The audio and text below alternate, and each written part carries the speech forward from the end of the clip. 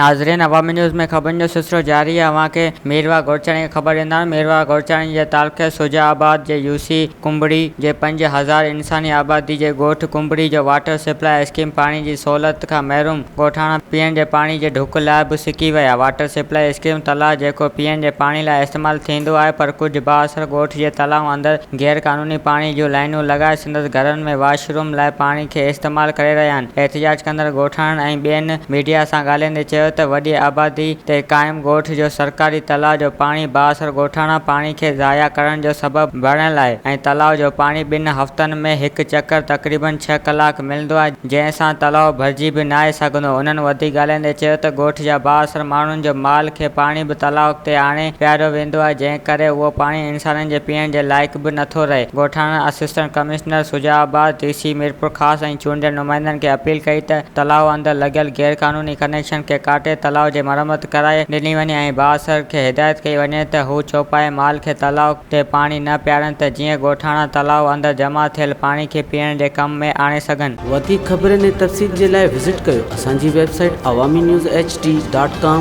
ऐं ॾिसंदा रहो अवामी न्यूज़ HD।